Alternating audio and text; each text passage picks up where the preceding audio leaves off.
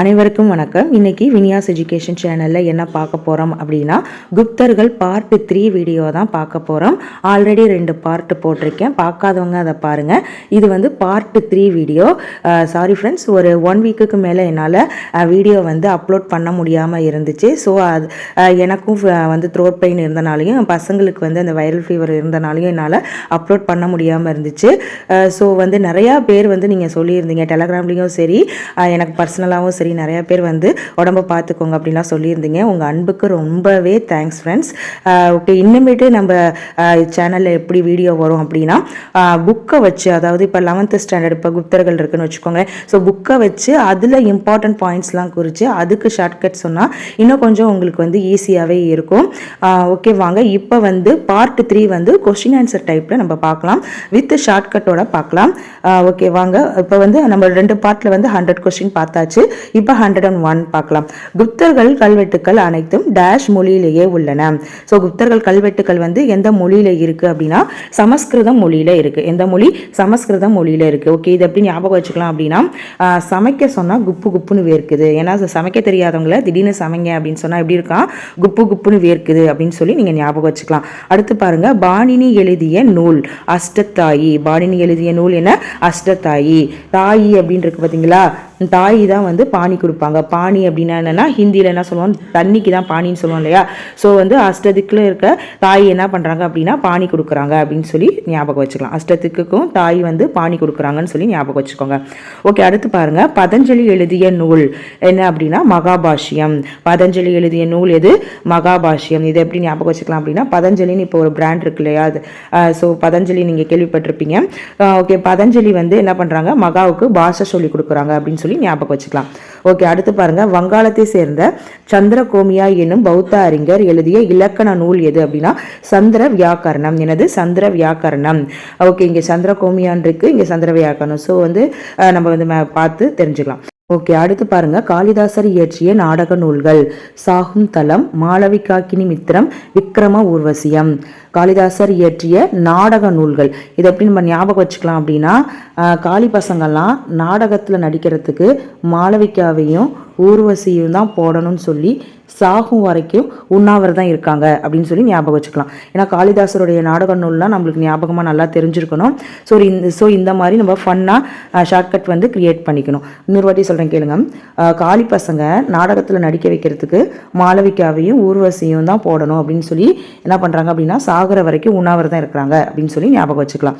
Okay, அடுத்து பாருங்க, காளிதாசர் இயற்றிய சிறப்பு மிக்க நூல்கள்லாம் என்னென்ன அப்படின்னா மேகதூதம், ரகுவம்சம், குமார சம்பவம், ரிது சம்காரம். ஓகே, இது எப்படி நம்ம ஞாபகம் வச்சுக்கலாம் அப்படின்னா, ரகுவம்சம் வந்து மேகத்தை தூது விட்டனால குமார் வந்து சம்பவம் பண்ணி சம்காரம் பண்ணிட்டான் அப்படின்னு சொல்லி ஞாபகம் வச்சுக்கலாம். காளிதாசர் இயற்றிய சிறப்பு மிக்க நூல்களுக்கு ஷார்ட்கட் பாருங்க. ரகுவம்சம், ரகுவோட வம்சம் வந்து மேகத்தை தூது விட்டனால குமார் வந்து சம்பவம் பண்ணி சம்காரம் பண்ணிட்டான் அப்படின்னு சொல்லி ஞாபகம் வச்சுக்கலாம். ஓகே, அடுத்து பாருங்க, குப்தர்கள் நவீன உலகிற்கு விட்டு சென்றுள்ள மரபு வழி சொத்து என்ன அப்படின்னா பூஜ்ய கண்டுபிடிப்பு, இன்னொன்று வந்து தசம எண்முறை. அது பரிமாண வளர்ச்சியாக, அதோட பரிமாண வளர்ச்சியாக என்ன கண்டுபிடிச்சிருக்காங்க? தசம எண்முறை வந்து கண்டுபிடிச்சிருக்காங்க.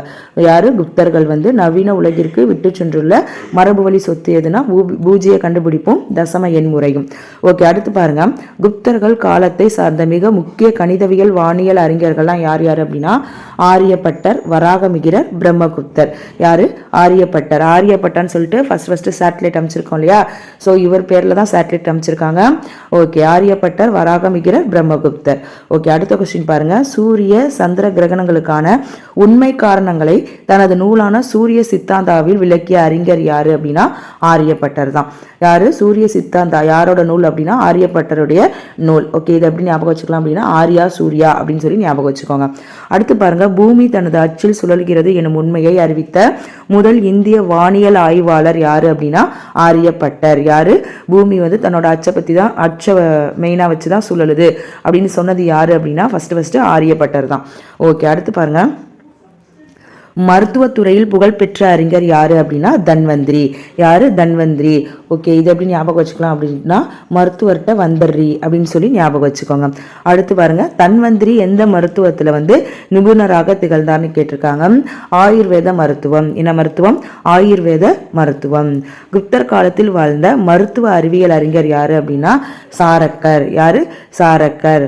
ஓகே, அடுத்து இதை எப்படி ஞாபகம் வச்சுக்கலாம் அப்படின்னா மருத்துவ அறிவியல் அறிஞர் வந்து என்ன பண்ணியிருக்காரு அப்படின்னா சரக்கு போட்டிருக்காருன்னு சொல்லி ஞாபகம் வச்சுக்கோங்க. ஓகே, அடுத்து பாருங்க, அறுவை சிகிச்சை செயல்முறையை பற்றி விளக்கிய முதல் இந்தியர் யாரு அப்படின்னா சுஸ்ருதர். யாரு? சுஸ்ருதர். அறுவை சிகிச்சை பற்றி யாரு சொல்லியிருக்கா அப்படின்னா சுஸ்ருதர் அப்படின்ற இந்தியர் தான் சொல்லியிருக்காரு. ஓகே, அறுவை சிகிச்சை பண்ணுறப்ப எப்படி இருக்கணும் அப்படின்னா சுறுசுறுப்பாக இருக்கணும் அப்படின்னு சொல்லி ஞாபகம் வச்சுக்கோங்க. அறுவை சிகிச்சை பண்ணுறப்ப எப்படி இருக்கணும்? சுறுசுறுப்பாக இருக்கணும். சுஸ்ருதர் அப்படின்னு சொல்லி ஞாபகம் வச்சுக்கோங்க. ஓகே, அடுத்து பாருங்க, வர்த்தனா அல்லது புஷ்யபூதி அரச வம்சம் டேஷ் தலைநகராக கொண்டு ஆட்சி புரிந்தது. எதை வந்து? தானேஸ்வரத்தை வந்து தலைநகராக கொண்டு ஆட்சி புரிந்தது. வர்த்தனா அல்லது புஷ்யபூதி. என்னது? வர்த்தனா அல்லது புஷ்யபூதின்னு சொல்லுவாங்க அந்த வம்சத்தை. அந்த வம்சம் வந்து எதை வந்து தலைநகராக கொண்டு ஆட்சி புரிந்தது அப்படின்னா தானேஸ்வரத்தை வந்து தலைநகராக கொண்டு ஆட்சி புரிந்தது. ஓகே, புஷ்யபூதி இந்த வம்சம் வந்து யார்கிட்ட வந்து வேலை பார்த்தாங்க அப்படின்னா குப்தர்கள்ட்ட வந்து படைத்தளபதியா இருந்திருக்காங்க. யார்கிட்ட? குப்தர்கள்ட்ட வந்து படைத்தளபதியா இருந்து அதுக்கப்புறம் வந்து அரசாட்சியை வந்து பிடிச்சிருக்காங்க. ஓகே, இதை வந்து புஷ்யபூதி அல்லது வர்த்தன வம்சம் அப்படின்னு சொன்னோம் இல்லையா. வர்த்தன அரச வம்சத்தோட முதல் ஆட்சி பொறுப்பேற்றவர் யாரு அப்படின்னா பிரபாகர வர்த்தனர். யாரு? பிரபாகர வர்த்தனர்.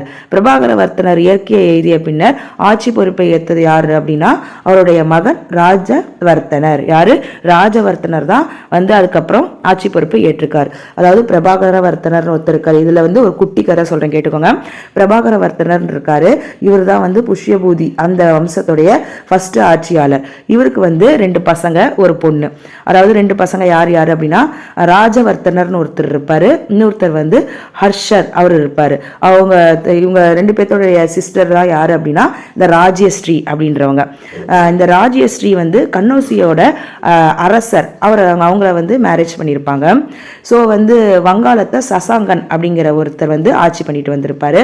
ஸோ சசாங்கன் வந்து ராஜ்யஸ்ரீயோட கணவரை வந்து என்ன பண்ணிடுவாரு? கொன்றுவார். அதனால என்ன பண்ணியிருக்காரு அப்படின்னா அவருடைய அண்ணன் யாரு? ராஜேஸ்வரியோட அண்ணன் யாரு? ராஜவர்த்தனர் இல்லையா. ராஜவர்த்தனர் வந்து தன்னோட தங்கச்சியை வந்து சசாங்கன் வந்து சிறையில் அடைச்சனால அவங்கள காப்பாற்றுறதுக்காக போவார். ஸோ போகிற வழியில் வஞ்சகமாக ராஜவர்த்தனர் வந்து கொல்லப்பட்டுருவார். ஸோ ராஜவர்த்தனர் கொல்லப்பட்டனால ஹர்ஷர் வந்து ராஜேஸ்வரியை காப்பாற்றுறதுக்காக வருவார். வந்து சசாங்கனை ஜெயிச்சு என்ன பண்ணுவார் அப்படின்னா கன்னௌசியை வந்து காப்பாற்றிடுவார். ஸோ கன்னௌசியை வந்து என்ன பண்ணுவாங்க அப்படின்னா நீங்களே ஆட்சி பொறுப்பு ஏற்றுக்கோங்கன்னு சொல்லிட்டு அங்கே இருக்கக்கூடிய முக்கிய பிரமுகர்லாம் சொல்லிடுவாங்க. ஸோ ஃபஸ்ட்டு வந்து ஹர்ஷருக்கு வந்து தலைநகராக தானேஸ்வரமும், அடுத்து வந்து கன்னௌசியும் அவர் வந்து கேபிட்டலாக வந்து எடுத்து ஆட்சி பொறுப்பேற்று ஆட்சி நடத்துவார். ஸோ அதுக்கப்புறம் 41 வருஷம் கிட்ட அந்த ஹர்ஷர் வந்து ஆட்சி வந்து செய்வார். ஓகே, இதான் ஃப்ரெண்ட்ஸ் ஒரு குட்டி கதை. இதை தெரிஞ்சுக்கோங்க. ஸோ இதை மனப்பாடம் பண்ண வேண்டிய அவசியம் இருக்காது. ஓகே, அடுத்து பாருங்க, இதோட முடிச்சோமா நம்ம. ஓகே, வர்த்தன அரச வம்சத்தின் முதல் ஆட்சி பொறுப்பேற்றவர் யாருன்னா பிரபாகர வர்த்தனர். பிரபாகர வர்த்தனர் இயற்கை எழுதிய பின்னர் ஆட்சி பொறுப்பை ஏற்றவர் யாருன்னா அவருடைய மகன் ராஜவர்த்தனர். ராஜவர்த்தனரோட சகோதரி தான் ராஜ்யஸ்ரீ. தானேஸ்வரம், கன்னௌசி ஆகிய 2க்கும் அரசராக பொறுப்பேற்றவர் யார் அப்படின்னா ஹர்ஷர் தான். ஏன்னா வந்து கன்னௌசியோட அரசர் தான் அந்த ராஜேஸ்வரியோட கணவர் ஆட்சி செஞ்சுட்டு இருந்தார் இல்லையா. ஸோ அவரை தான் கொண்டுட்டாங்க இல்லையா. அப்புறம் அதை காப்பாற்ற போன ராஜவர்த்தனையும் கொண்டுட்டாங்க. ஸோ இப்போ வந்து என்ன பண்ணுறாரு, ஹர்ஷரே வந்து கன்னௌசியும் பார்த்துக்கிறாரு. ஸோ வந்து ஹர்ஷருக்கு ஃபர்ஸ்ட் கேபிட்டல் தானேஸ்வரம், செகண்ட் வந்து கன்னௌசி. ஸோ ரெண்டையுமே அவர் பார்த்துக்கிறாரு. அடுத்து பாருங்க, தலைநகரை தானேஸ்வரத்திலிருந்து கன்னௌசிக்கு மாற்றிக்கிட்டார் யாரு? ஹர்ஷர். ஹர்ஷர் வந்து என்னது தானேஸ்வரத்திலிருந்து கன்னௌசிக்கு வந்து கேபிட்டலாக மாற்றிட்டாரு.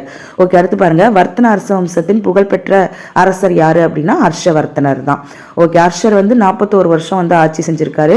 ஹர்ஷவர்த்தனரோட ஆட்சி அதிகாரத்தை தென்னிந்தியாவில் பரப்புறதுக்காக மேற்கொண்ட முயற்சிகளை வந்து தடுத்து நிறுத்தினது யாரு அப்படின்னா சாளுக்கிய அரசர் 2ஆம் புலிகேசி. அவர் வந்து நார்த் சைடு தான் வந்து ஆட்சி செஞ்சுட்டு இருந்தாரு. சவுத் சைடு வரலாம் அப்படின்றப்ப அவர்கிட்ட யார் தோத்துட்டா? ஹர்ஷர் வந்து தோத்துட்டாரு. யார் வந்து தோக்கடிச்சது அப்படின்னா சாளுக்கிய அரசர் 2ஆம் புலிகேசி தான் அவரை வந்து என்ன செஞ்சிருப்பாரு அப்படின்னா தோக்கடிச்சிருப்பாரு. ஓகே, அடுத்து பாருங்க, ஹர்ஷவர்த்தனர் மறைந்த ஆண்டு எப்போ அப்படின்னா கிபி 648. கிபி 648 8. ஓகே, அடுத்து ஹர்ஷர் வந்து டேஷ் டேஷ் ஆகிய நாடுகளின் அரசர்களோடு சுமூகமான உறவை பேணினார் அப்படின்னா சீனா, ஈரான் ஆகிய 2 நாடுகளோட்டையும் சுமூகமான உறவை வந்து அவர் வந்து என்ன பண்றாரு, பேணுறாரு. ஓகே, அடுத்து பாருங்க, ஹர்ஷர் சீன பயணி யுவாங் ஷுவாங்கை முதலாக எந்த இடத்துல சந்திச்சாரு அப்படின்னு வந்து பார்த்தா ராஜ்மஹாலுக்கு அருகே உள்ள கஜன் கலா அப்படிங்கிற இடத்துல தான் சந்திக்கிறார். யாரு, யுவாங் ஷுவாங்கை வந்து கஜன் கலா அப்படிங்கிற இடத்துல வந்து ஹர்ஷர் வந்து ஃபர்ஸ்ட் மீட் பண்றாரு. ஓகே, அடுத்து பாருங்க, ஹர்ஷரின் காலத்தில் வசூல் செய்யப்பட்ட 3 வரிகள் என்னென்ன அப்படின்னா பாகா, இரண்யா, பாலி. பாகா, இரண்யா, பாலி ஹர்ஷர் காலத்தில் வசூல் செய்யப்பட்ட வரிகள்லாம் இதுதான். ஓகே, அடுத்து பாருங்க, தொடக்கத்தில் ஹர்ஷர் யாரை வழிபட்டு வந்தார் அப்படின்னா சிவனை தான் வழிபட்டு வந்திருப்பாரு. அப்புறம் அவங்க சிஸ்டர் பிளஸ் புத்த துறவி இவங்க 2 பேர் வந்து சொன்னனால அவர் வந்து என்ன பண்ணுவார்னா பௌத்த மதத்துக்கு மாறிடுவார். அதுதான் அடுத்த கொஸ்டின்.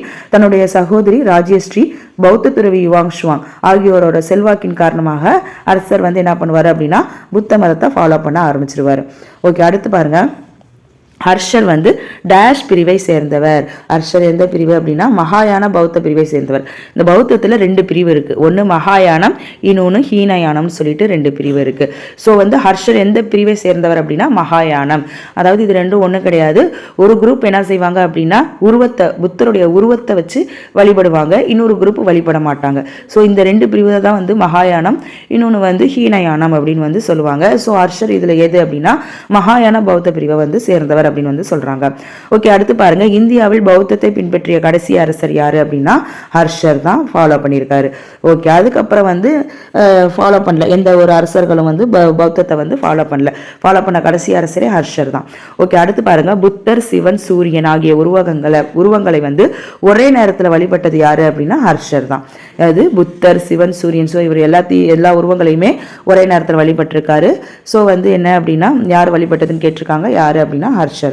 ஓகே, அடுத்து பார்க்கலாம், கண்ணோசியிலும் அடுத்தது பிரயாகையிலும் என 2 பௌத்த பேரவைகளை கூட்டினது யாரு அப்படின்னா ஹர்ஷர் தான். 2 இடத்துல பௌத்த பேரவைகளை கூட்டினது யாருன்னு கேட்பாங்க, ஹர்ஷர். எந்தெந்த இடம் அப்படின்னா கண்ணோசி, பிரயாகை.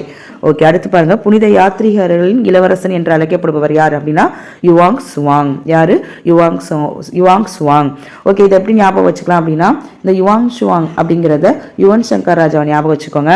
ஸோ இளையராஜாவோட மகன் தான் யுவன் சங்கர் ராஜா, நம்மளுக்கு நல்லாவே தெரியும்.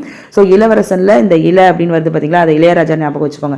ஏன் அப்படின்னா இந்த யுவாங் ஷுவாங் வந்து வர்றப்ப நம்மளுக்கு இன்னொரு சீன பயணி பாகியான் ஞாபகம் வருவார். ஸோ அதில் வந்து நம்ம குழப்பம் இருக்காமல் இருக்கணும் அப்படிங்கிறதுக்காக இந்த இளவரசன் அப்படின்னு சொல்லிட்டு வர்றப்ப இளையராஜாவோட பையன் யுவன் சங்கர் ராஜா அப்படின்னு சொல்லி நம்ம ஞாபகம் வச்சுக்கலாம்.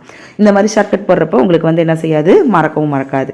ஓகே, அடுத்து பாருங்க, ஹர்ஷரின் ஆட்சியின் போது இந்தியாவுக்கு வந்தது யாரு அப்படின்னா யுவாங் ஷுவாங் தான். யார் வந்திருக்கா, யுவாங் ஷுவாங் வந்திருக்காரு. ஓகே, அடுத்து பாருங்க, யுவாங் ஷுவாங் எழுதிய பயண குறிப்புகள் அடங்கிய ஆவணங்களின் தொகுப்பு என்னன்னு சொல்றாங்க அப்படின்னா சியூகி அப்படின்னு சொல்றாங்க. என்னது, சியூகி. ஓகே, இப்போ இதை ஞாபகம் வச்சுக்கலாம் அப்படின்னா யுவன் சங்கர் ராஜாவை பார்த்தோன்னே சியூ சொல்லணும் அப்படின்னு சொல்லி ஞாபகம் வச்சுக்கோங்க.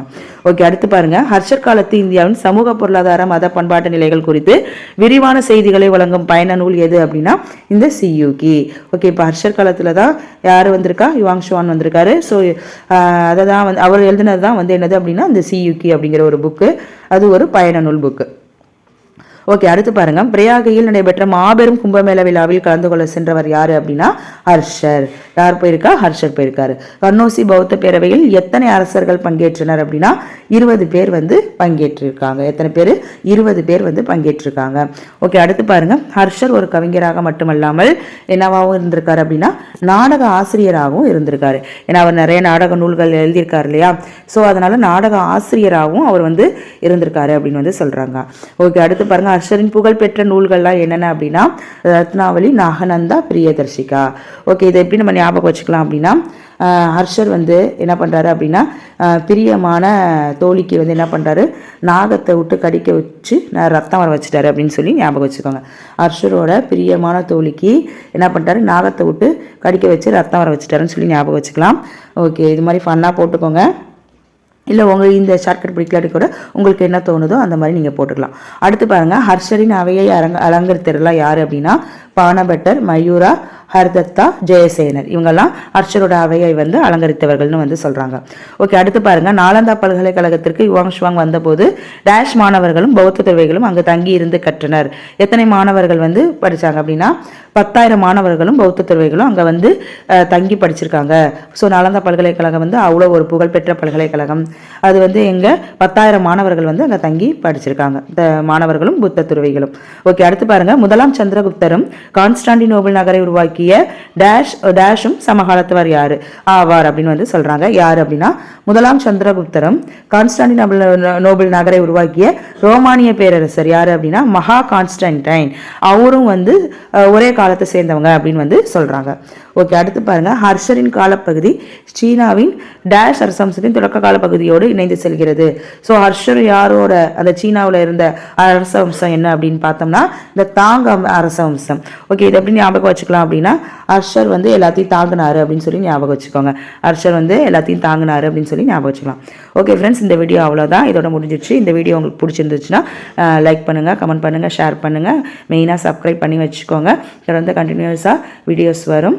ஓகே, இந்த டெலகிராம் குரூப்பில் இணையாதவங்க டிஸ்கிரிப்ஷனில் வந்து லிங்க் இருக்குது, இணைஞ்சிக்கோங்க. ஸோ அதில் வந்து PDF மெசேஜஸ்லாம் நான் வந்து சென்ட் பண்ணுவேன். Okay, thank you friends.